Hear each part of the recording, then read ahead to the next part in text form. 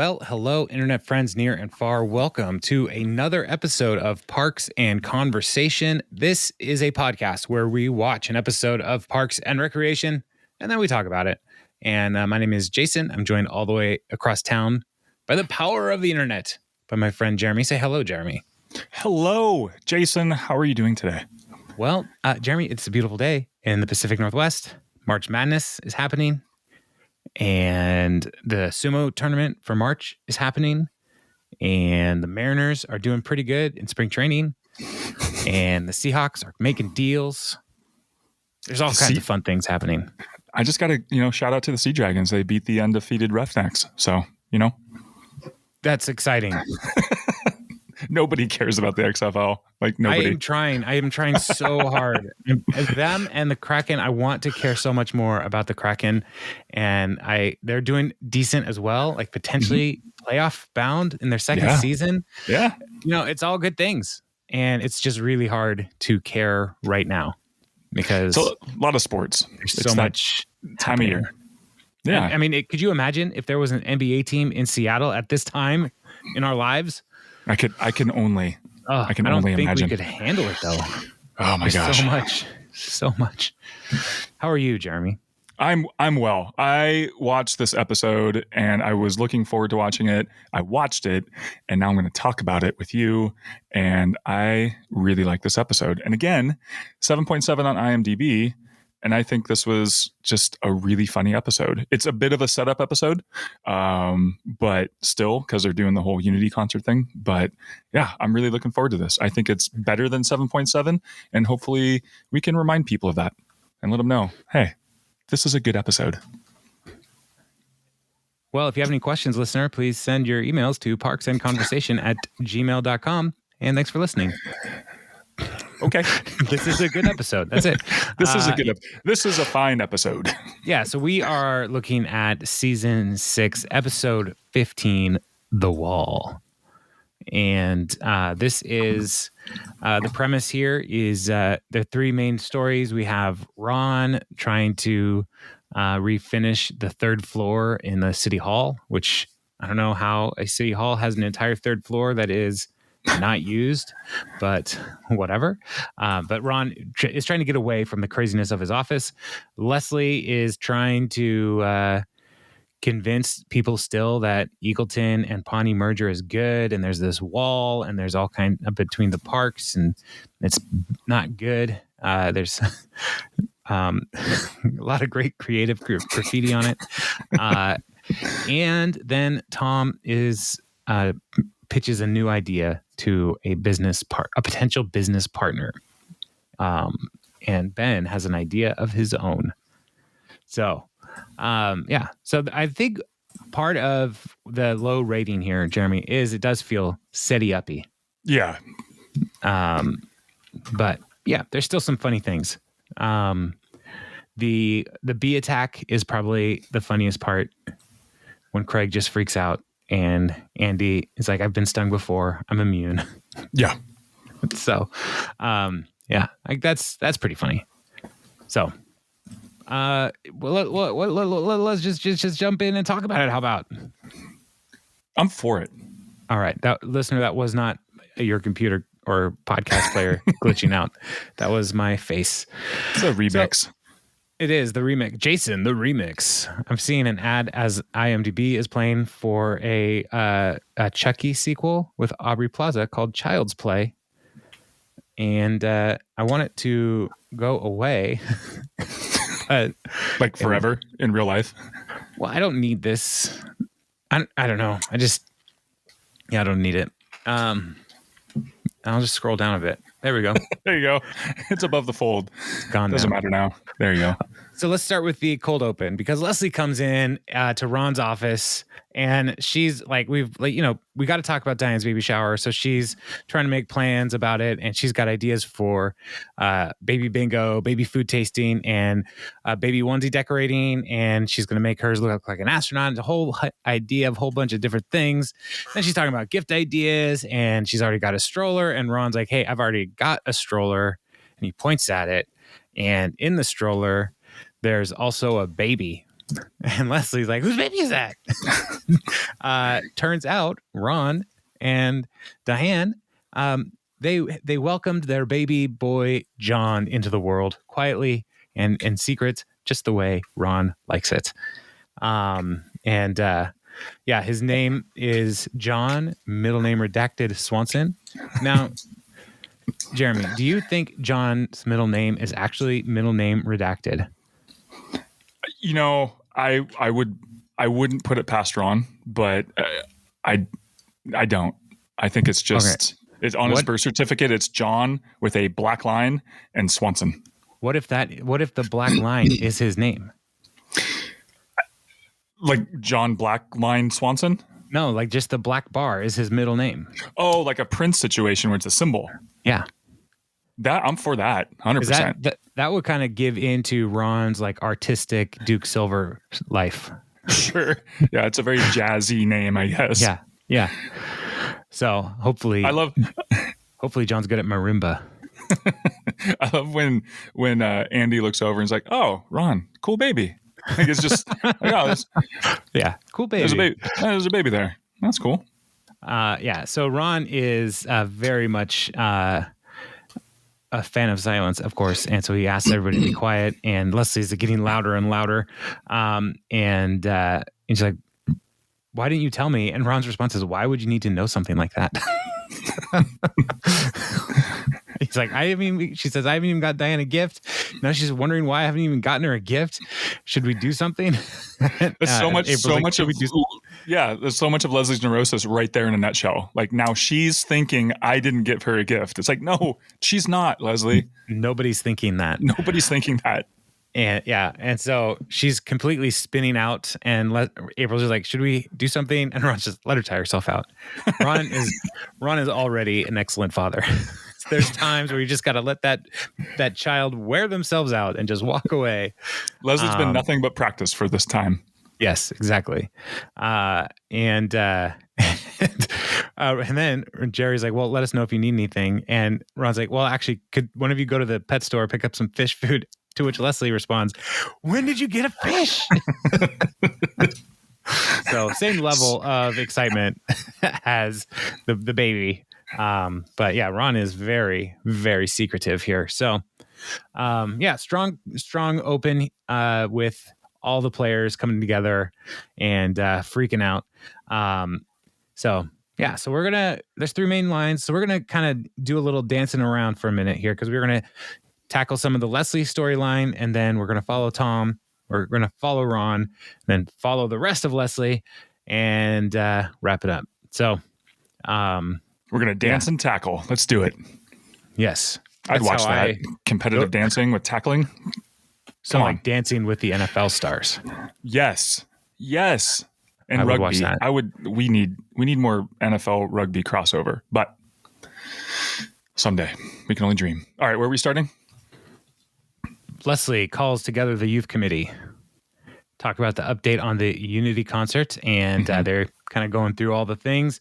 They have 12 bands, and they're going to write a song for the anthem contest thing. And then April wants Oren to do his show where he dislocates his shoulder to the music of Billy Joel. Good call, April. We need more Oren. Have you ever dislocated your shoulder? I have not. It is terrible. Yeah. I so broke painful. my femur. Stop. But that doesn't count. Stop. I can't. You just can't pop it back in, you know? Yeah. Yeah. I mean, I'm sure breaking your femur is pretty bad, but it's pretty bad. It's just the biggest bone in your body. But watching somebody dislocate their shoulder for fun. Have you dislocated your shoulder? Both the shoulders multiple times. I have very bad shoulders. What did you do? Well, the first time, Woody Stemley, and we were doing football practice, and he knocked it right out of joint on a tackle drill. You know that? Did you ever play football in high school? No, I played a lot of Madden though, so I'm pretty much the same. You know, the thing about Madden is they don't actually have you play practice. So you line up. This is the drill that happened. All right, so you line up like you face each other, and you kind of go down the line, and you're facing two lines each other, facing each other. And at the end of the line, the coach throws the ball to one person of the two facing each other, and they have to run around, and the person without the ball has to tackle the person with the ball at the end of the line. And so I'm pretty sure this is not allowed anymore. So yeah, we played a game like that in growing up, and we can't call it that anymore. So that's probably why you can't do that. Well, what did you call it? Well, I can't. It was, get the person with the ball. Oh, no, that's different. That's okay. This is at least organized. Okay, gotcha. in heavy quotes. And so I was needing to tackle Woody. He was a big dude. And so we whipped around the line, and I was trying to get low to get leverage on him. And he hit me so hard, my shoulder popped out of socket. Ambulance ride to the hospital. They put drugs in me. So that was the first time I dislocated my left shoulder. And that was when I realized I don't want to play football anymore. That's a good call. And then the right shoulder, I was playing racquetball in PE, and I hit the ball with my racket, and it was just the right angle to say, "I'm out of here." My shoulder ball to my shoulder joint. I'm out of here. And then I went to the hospital again. Like on the swing? It just popped out on the swing? Yeah. Yeah. But the cool thing about the cool thing about this, Jeremy, is I popped it out on the swing, and then on the reaction, I was able to pop it back in.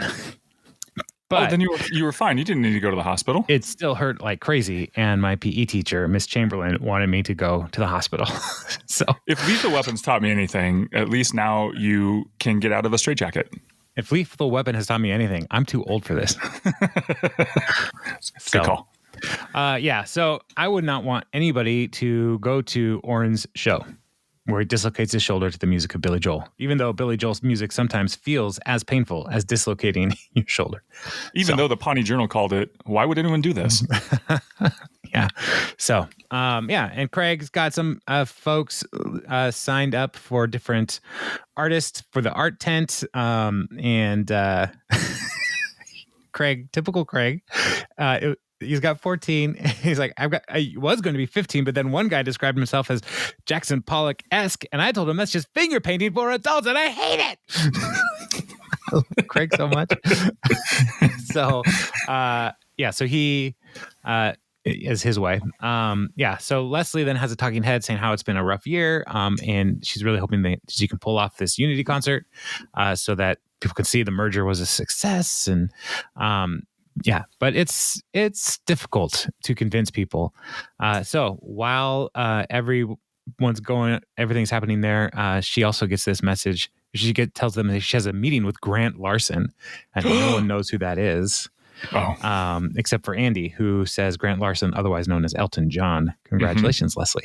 So, do you know Elton John's real name? It was Elton is actually, you put his first name is, a lot of people, is Leonard. It's L Ton. So it's L period Ton. So you put the two together. It's Leonard Ton John. That's the story I heard anyway. That's incorrect. Oh, okay. Yeah, sorry. Dang it. His real name is Reginald Dwight. Sounds about right. Yeah. I mean, British dude. Reginald Dwight. So what are you going to do there, Reggie? You going to play some piano? Not under this name. That was a terrible accent. You'll know. So she's talking about how Grant Larson, he's the director of the National Park Service. He's basically the Liam Bonneville of the Midwest. And everybody looks at her blankly again. And Liam Bonneville, the Department of Interior's resident bad boy. So everybody is pretty confused by everything Leslie's saying. But she's invited Grant to come to the concert because she wants to ask him to make Eagleton Hills a national park as the grand finale of the concert. As this whole thing is coming together, it's going to be great. It's going to be wonderful. Yeah. So Leslie also is excited because she's able to give her update and announce that this is the 100th time that one of her projects is ahead of schedule. And she unfurls a banner showing that. And that unfurling marks the 100th time that one of my projects has been ahead of schedule. So, so she's pretty excited about all those things. Tom and Ben, while that is happening, are pitching corporate sponsorships to people to be a part of the Unity concert. And so Tom is schmoozing the way he normally does, giving people, saying, this is your name to put your name on the concert. It's the biggest event of 2014, besides Trisha's new highlights. Total schmooze fest. So it's going well. And so Tom is going to lock down deals, and then he says Dorkosaurus over here, pointing at Ben, is going to handle the boring stuff. So Ben's response is excellent. You said you genuinely valued my business acumen. Also, I'm your boss. So Tom is trying to get people in, and so they do the meeting, and which we are spared from watching, and so afterwards we find out that they were able to get 15 sponsorships, and then Mitch Savner comes up and he says, make that 16. And so Mitch Savner owns Savner Bleaches and Chemicals, which, I mean, yeah, that's a business, right? Sure. It's absolutely a business. But he also, we find out he makes Tom's favorite whitening strips for teeth called Pearlies for Girlies. It's unisex. The cartoon princess on the label says so. I just love Tom. He had that one just loaded there. He was ready. He was like, well, he's probably been called on it before. Like, sure. What are these girl band-aids in your in your bathroom? Those are teeth whitening strips. That's unisex. Pearlies for girlies. So, so Mitch is in. He wants to sponsor the concert, and he's also looking to invest in other businesses. And so he's like, hey, Tom, you seem like you got a lot of good ideas. And Tom's like, yeah, dude, I've got a few eggs ready to hatch in the personal idea nest. Sorry, that's going to be my title for this episode. Title on line 123. All right. So he that's his way of saying I've got some ideas. I mean, he's also the guy who brought us eggs as future birds. So that's right. And forks are food rakes.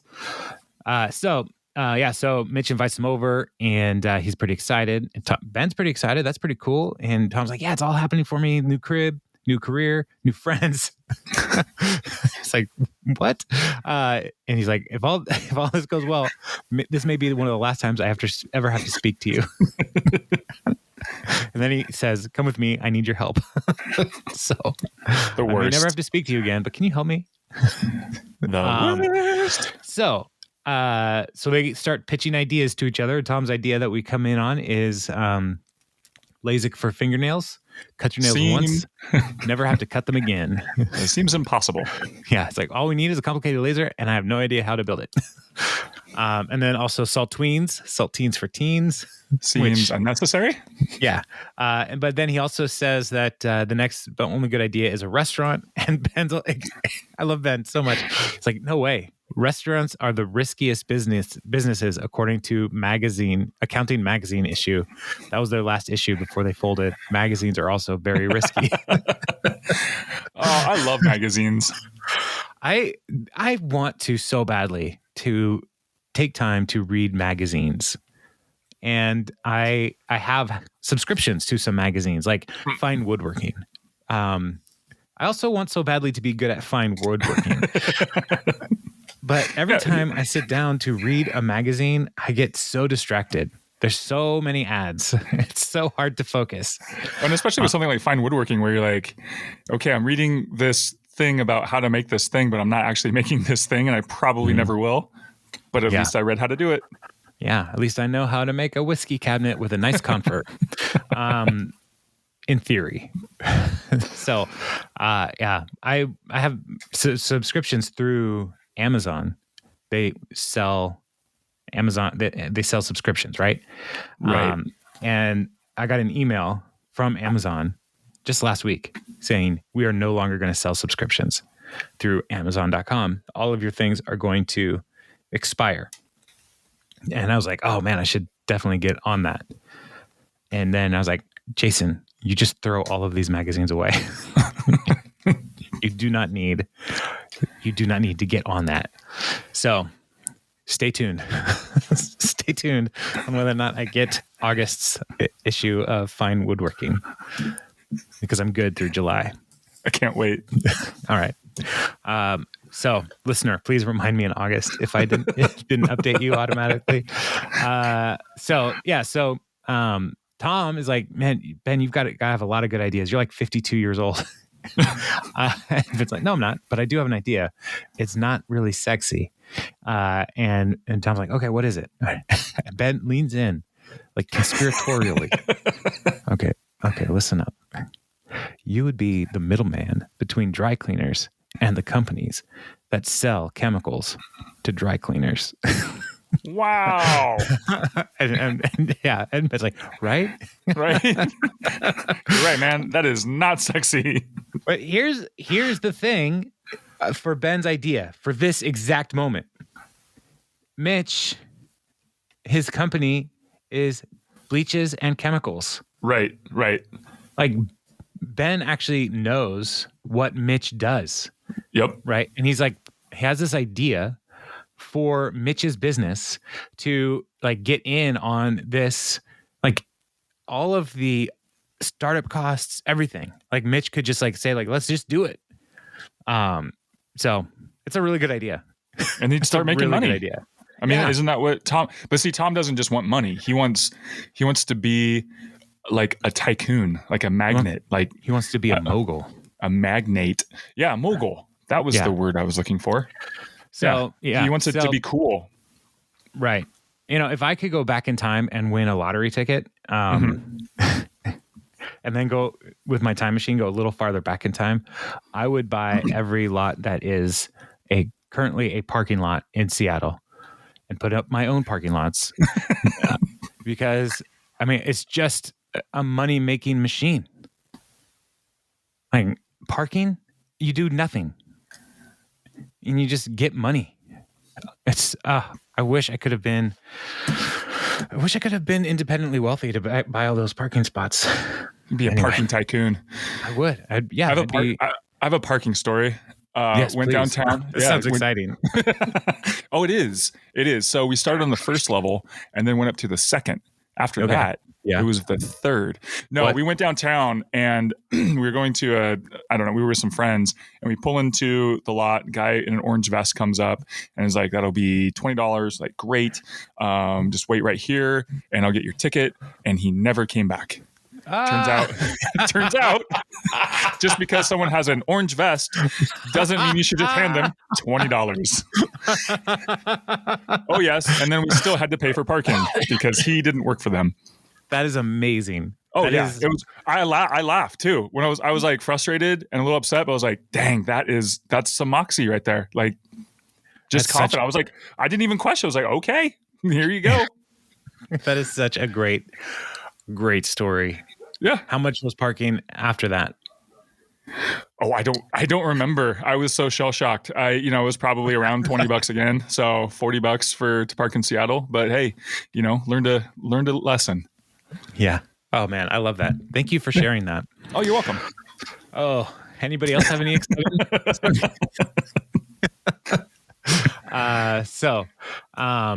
So then Ben takes some time to like explain the idea to Tom, and there's like presentations and stuff, and he's like, this is the really exciting part. We buy tetrachloroethylene at $1.60 a gallon, but we sell it back at $2.38 a gallon. Now, that's still a good deal. What if it's a cleaner who wants to buy glycol ethers? And Tom's like, Ben, stop. This is so boring. It's like listening to a TED Talk by the color beige. Or $2.73 3 for the title. And Ben's like, look, I know it's not exciting, but it's going to make you a lot of money. But Tom's like, I sold tons of awesome stuff. I guess my next challenge is to sell something mind-numbingly dull. Ben's like, dull? Does this look dull to you? And he holds up a spreadsheet of tiny little cells with tiny little numbers on them, and Tom is dying inside. And so they go to make their pitch to Mitch. It's a Mitch pitch. It's a Mitch pitch. So Mitch is like, I'm excited. You're a man with passion, and that's what sells things. That's what makes businesses work. Passion. So what do you got? And so Mitch stands up, and he's like, or Tom stands up, and is like, all right, I got 2 words for you. And Ben is there with like a poster board and ready to make that presentation on the dry cleaning chemicals. And he's like, Tom just says, Tom's Bistro. And Mitch looks, he's like, why does that say Dry Cleaning Chemical Transactional Holding Company? Even the name is good. And I was like, you brought the wrong easel. I can't take this guy anywhere.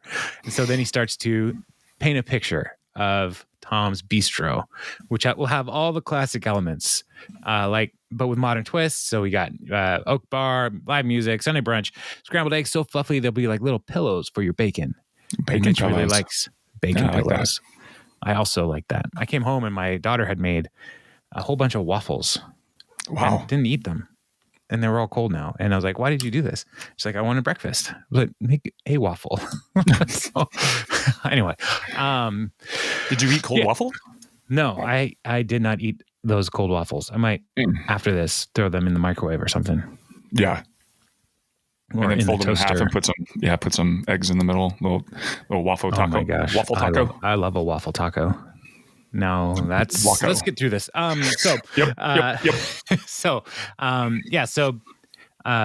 Mitch recognizes that restaurants are very risky and most of them fail. But Ben steps in and says, look, Tom's thought this out. There's plenty of real estate in the old Eagleton part of town. Recent closures means there's a massive demand for affordable dining that feels high end. So Ben jumps in to like help Tom in this new endeavor. And Mitch is like, all right, well, as long as you're running it, I'm in. And then he looks at Ben. He's like, kid, your boss sure knows his stuff. So then Ben and Tom are talking. He's like, Ben says, Tom, you really kind of sold me out back there. And Tom's like, I know, but he asked me what I'm passionate about, but I just cannot get passionate about dry cleaning chemicals. And Ben's like, to each his own, I guess. I guess you're lost, man. I mean, geez. So Tom's confident that he can make his investment and make this work. And Ben's like, all right, count me in as your second investor. And he gives him, I didn't see how much it was, but it was $1. Was it $1? Okay. Mm-hmm. And so Tom's like, I know this is a symbolic gesture, but my investor floor is $1,000. So as of now, you own 0 shares. So then Ben's like, cool, thanks for cleaning that up. Now go back to work or I will fire you. So off he goes. Off you pop. And so so that's the Tom story. So let's see what's going on with Ron, because he is in his office and everybody's freaking out about his adorable baby. And Craig is loud and basically yelling at him that he's the most adorable baby and I love you. You are so freaking precious. And then Jerry comes in with a onesie for John that says, look what Gail made, property of Pawnee government. And that was enough for Ron to say, no, my child is not the property of Pawnee government. So he gets on out of there with the stroller. And he's next we see him, he's walking around with the stroller and he finds a place that's kind of like dilapidated, the 3rd floor. And he's like, in the time I've worked here, I've taken great pains to see as little of this building as possible. So he's like, turns out the 3rd floor is empty, silent, completely free of government work. I can't think of anything more beautiful to share with my son. And he's looking around and he sees the radiators all janky. And so he's like, I can fix this. If only there was a toolbox, I could take care of that faulty radiator. And he looks over and there's a toolbox. Like, this place is a paradise. My thing too about this is that the third floor is abandoned, and the fourth floor is the scariest place in City Hall. Like, so people have to skip past the third floor to get to the worst floor. Yeah. So, I mean, I don't know. I just found it interesting that they're like, hey, here you go. This is what's on the third floor. Nothing. They probably use that third floor as a buffer. So the evil from the fourth floor can't work its way down. Seep down. Yeah. So that's probably what I would do. It's a good call. Yeah. Fourth floor buffer. So John, Ron fixes the thing, the radiator, and he's telling John everything that he did. And then some people come in, contractor types, who are like, "Can we help you?" And he's like, "Nah, I got everything under control." It's like, my crew's redoing this whole floor, and we're the only ones who's supposed to be here. And Ron's like, "Well, proceed. You won't notice us." And they're like, "It's going to be loud." He's like, "My son is several weeks old. He's quite familiar with the sound of power tools." Then the contractors are like gushing over John, and one of them says, "Man, forget about working. I just want to stare at this baby all day." And so Ron's like, "What are you guys doing here?" And the foreman says, "Total redo, new floors, fixtures, plumbing." And like, "How long will it take?" They say 6 to 8 weeks. And he's like, "Deal. I'll do this for you. Just have your tools and materials brought up here." And the guy's like, "Are you crazy? This is enough for a whole crew." And Ron is just like, "I'm sure the government believed you when you told them that." And I tip my hat to you for profiting off their ignorance. But he's like, "But I'm offering you time off, and I'll do the work, and you can put your name on it. It's going to be flawless." And the guy's like, "All right." So Ron gets started on that project because all he needs is some tools, some materials, and his son. So it's a good thing for Ron to have a project like this. So we'll come back to Ron in a minute. Yeah, Ron's little mini fortress of solitude. Yeah, it's going to be good. It's a fixer-upper. So now dealing with the merger, Leslie and April and Andy, they are at the park that has the wall that Eagleton put up between the two cities. And she's going to have a press conference there to announce the Unity concert, and then she's going to ask to tear down the wall. But the problem is that the wall has graffiti on it.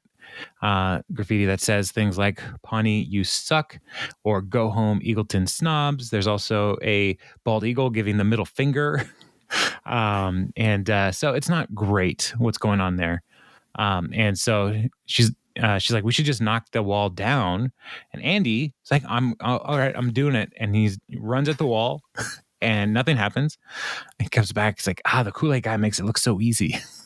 So Andy is eager to help always, but they're doing the press conference, and Leslie thanks everybody for coming, and Jeremy Jam is there, of course, and he's like, "I was told there'd be a free barbecue buffet," and Leslie just gives him beef jerky, so then he's happy. But she's announcing the merger and the Unity concert and creating a thing called New Founders Day.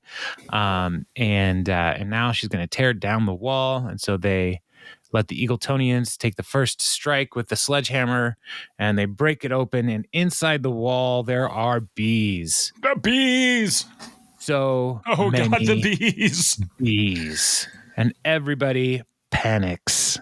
And Craig just yells and runs away. Somebody yells, "It stung me in the eyeball." And Jeremy Jam is there laughing and filming it all as all the Eagletonians are getting pwned by these bees. And they're stinging him as well. And then Andy has he's going to send it to Tosh. To Tosh, yeah. This is going straight to Tosh. And then Andy has April under his sweatshirt. He's like, "It's okay, babe. I'll protect you. I got stung once. I'm immune. Go ahead and sting me, bees. It does nothing." That's how it works. So Yeah. Later in another press conference, people are asking Leslie, it seems that most of the people that were stung were from Eagleton. How did you pull that off? And Leslie's like, I didn't do anything. The Eagletonians were just closest to the wall. Yeah, but the best part is that the person who's asking the question, his name's Trod. Yeah. Yeah. And then, he asks again, like, how long did it take to plan out this hilarious bee prank on Eagleton? And Leslie says, they were not my bees, Trod. So she's like, I didn't know there were bees in the wall. And in fact, we should treat it like a public service announcement. Everybody should check their walls for bees. Nice try, prank queen. Probably bees in there. And then another person, Leslie, what else can you do with your bees? Leslie, what's your next prank? So it's not going great. And then Les goes back to her office, and Jerry's like, hey, Grant Larson's on the phone from National Park Service. And Les's like, I can't meet with him. We're in crisis mode. Larry, just tell him to reschedule because I'm trying to fix my beehole disaster. And she walks into her office, and then Jerry's like, okie dokie. And he comes back. I was like, wait, no, don't tell him that.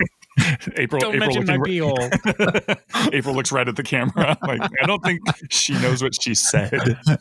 So then, they hold on, wait, back. What? So right at the beginning of this, not this scene, but the last one, where right before the bees came out, there was a little, not an Easter egg, but foreshadowing. I don't know, because there was some kids who were wearing a Pawnee Wiffle Ball League T-shirt. I don't know if you saw that.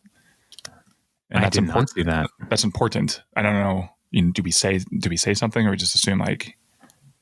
Well, anyway, it's important. Yeah, there will be wiffle ball. There will be wiffle ball. That's the sequel to There Will Be Blood.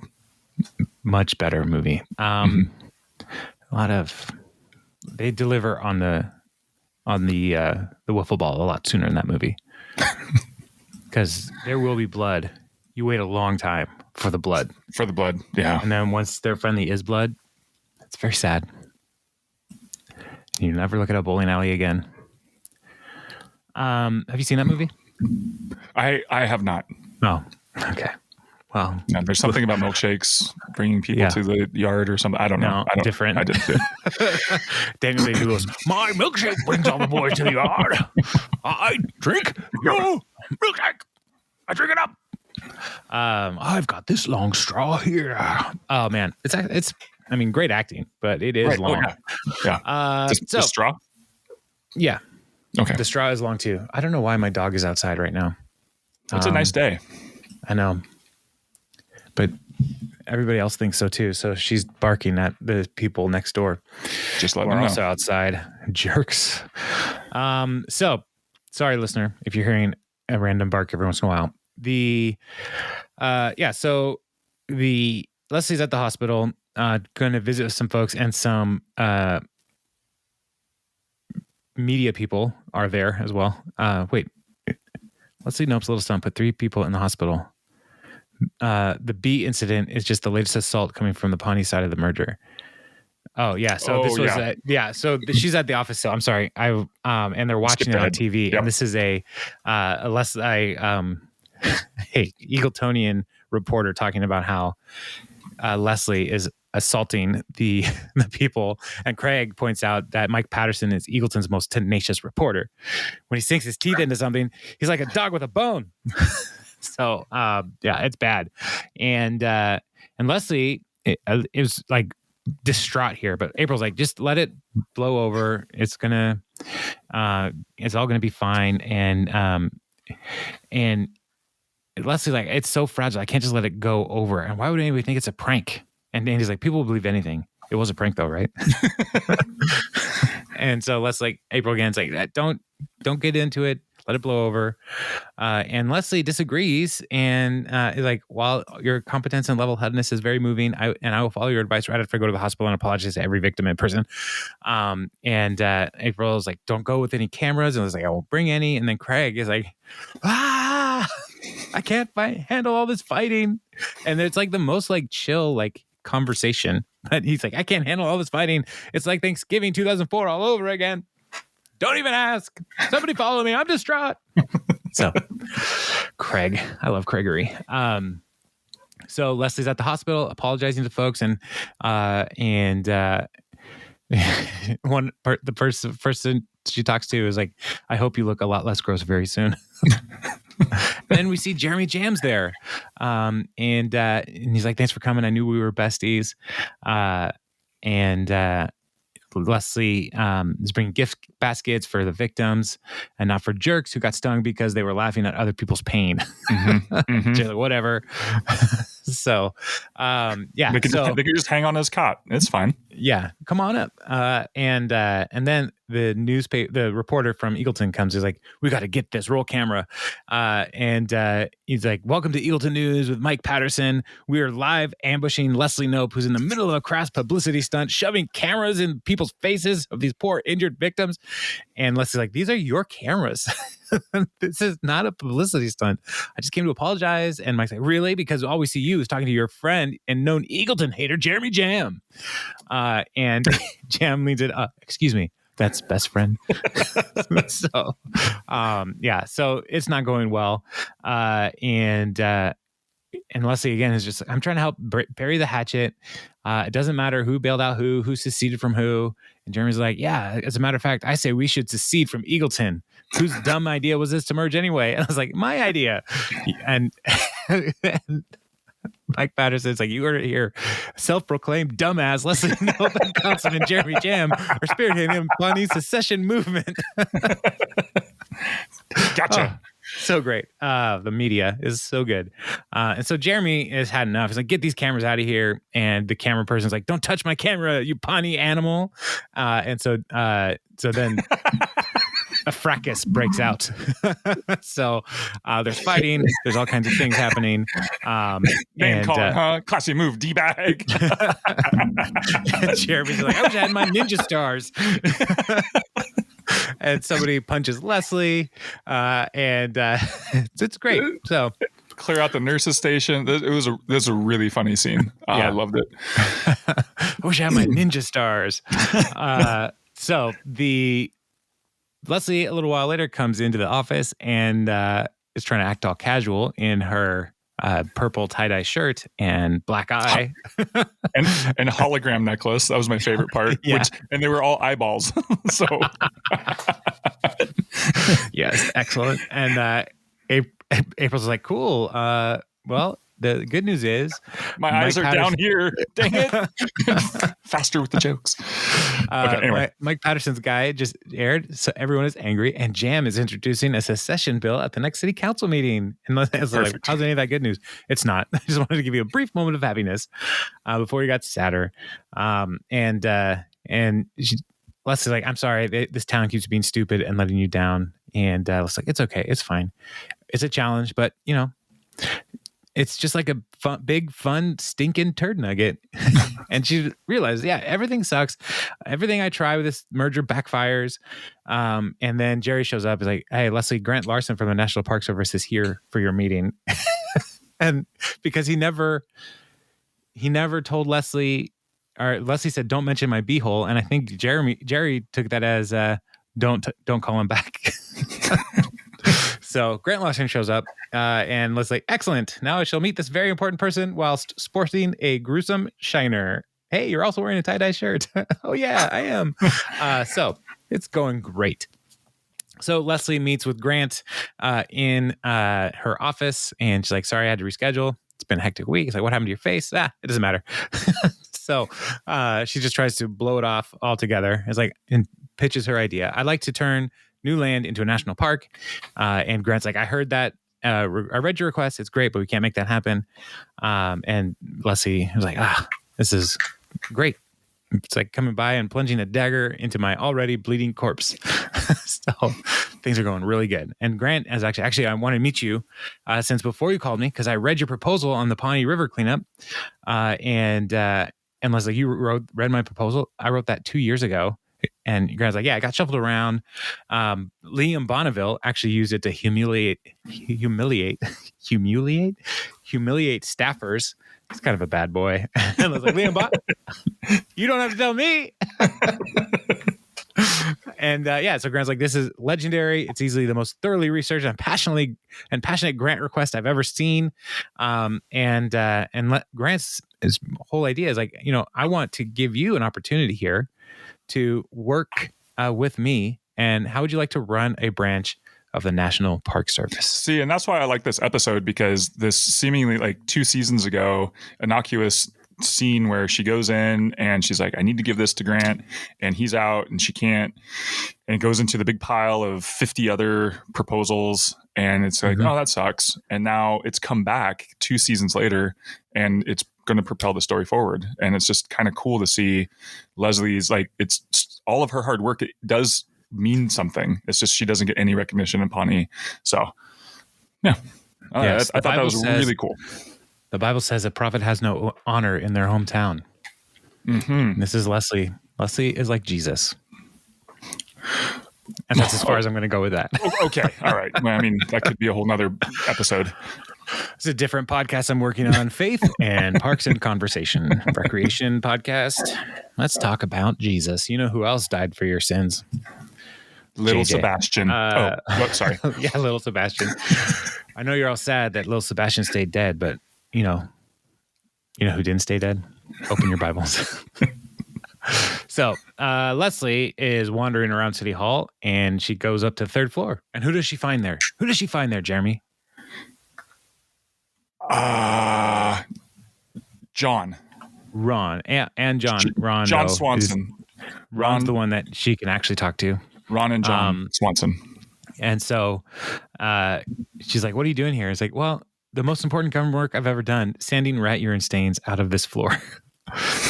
And I was like, what are you doing here? He's like, I come up here to think by myself, but now you're here. And so I want to ask you some a very vaguely about a problem that I have, and you cannot ask me any questions or details about it. And I was like, that's my ideal conversation, aside from no conversation. So Leslie says what's going on. Like, I love the town. Everybody keeps fighting me. They literally punch me in the face. And every time I try to contemplate leaving and just walking away for it, I just can't do it. What's wrong with me? And Ron says, yesterday I fixed that old steam radiator. And he talks about all of the things that he did. And he's like, luckily they had a 3/4 wrench. Otherwise I'd have been screwed. And Leslie's like, oh man, you were lucky. Come on. What are you talking about? I need your help. And I was like, by the time I was done, that American-made cast iron was singing like a bird. Now, to most story, this would seem boring. To most people, this would seem boring. And I was like, that's ridiculous. It's a story about a radiator. But to me, it was immensely satisfying because I enjoy fixing radiators. You like fixing this town, Leslie. You always have. It's an uphill battle, but you love the struggle. The radiator was an analogy. I see. The radiator was Jesus. It was Pawnee all along. Was Jesus for the radiator. Wow. Yeah. Yeah. So I think that's it. Mustache Jesus. Yep. Mustachio Jesus. So Ron's like, you love doing this, and your hard work. You've done a lot already for this town. You've made it better, and people like this young man pointing at John will benefit from your hard work. And so, So Leslie is like, he's a beautiful boy. And he's like, he's quite a looker. Thank you. And then Ron leans over as Leslie's leaving. It makes like baby talk noises. And I was like, what was that? Nothing. Clearing my throat. So Leslie meets with Grant again. Like, I've been thinking about your offer, and I have to say, I can't think of one single reason not to take it. And Grant's like, that's great. I'll just start drawing up the paperwork. I'm sorry. I meant because I can think of a lot of reasons not to take it.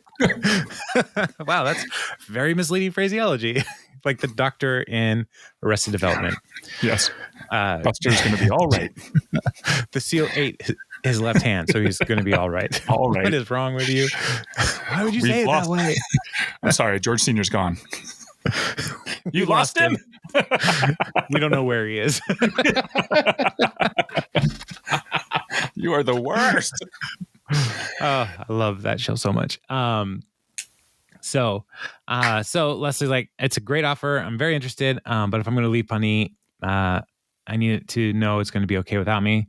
I want to start what I finished.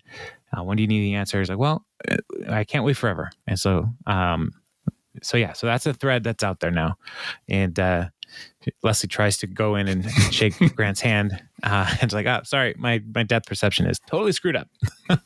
So, so that Leslie is looking to the future, and there's a new opportunity here that is presenting itself to her, and then our credit scene is John and Ron up on the third floor, and Ron is pulling back some carpet, and he's like, "Look, John, it's red pine. They're going to put flecked linoleum over this beautifully preserved knotted red pine. Most people in the world, John, are bleep." And then Ron's like, "This is the best day at Talking Head that I've ever spent in a government building. And luckily, my son was here to share it with me. He has now the satisfied look that only comes with the pride of labor." And he leans over and like does a little sniff, or he pooped. Either way, well done, John. Good job, John. So that's the episode. That's the tweet. It's great. Yeah, it's a good episode. It's good. It is very setty-uppy. It's setting up a plot line for Tom. It's setting up a plot line for Leslie. It's setting up a plot line of Ron caring about a human being. so it's good. A lot of setup. No Donna in this one. Yeah. So no, Donna's in it. Very briefly though, when Ron takes John out of the room, Donna. Oh, that's like, right. That's right. What's his deal? Jeez. So she's got a small. Not enough Donna, I guess. Correct. Not enough Donna, and no Dennis Feinstein either. That is true. That is true. Also, or Shauna Malway tweet. Yeah. Yeah. I mean, there's so many people. And Mark Brandanowitz is still not here. Yeah, but we were all happy about that. It's true. It's true. I jest with that guy. I know you can't. It's okay. It's okay. I try so hard. What's the next episode, Jason? In the end, it doesn't really matter. Nothing really matters. To me, the next episode is new slogan. So they're going to vote on, oh, this is a good one. And this is only a 7.4. Come on. Right. I know. Yeah. So this is next episode, Crazy Ira and the Douche co-opt the website slogan voting machine. And Leslie tries to fix that. And then April and Donna try to help Tom find a place for his restaurant. And Andy, looking for bands, learns about Ron's alter ego, Duke Silver. It's going to be a good one. Love it. It's going to be directed good. by Dean Holland. Oh, yeah. The guy from Quantum Leap. Is it? I have no clue. That just sounds... I think you mean Dean Stockwell. You know what? It's Dean Cain or nothing. Oh, okay. The slogans are so good. You upon need to visit us.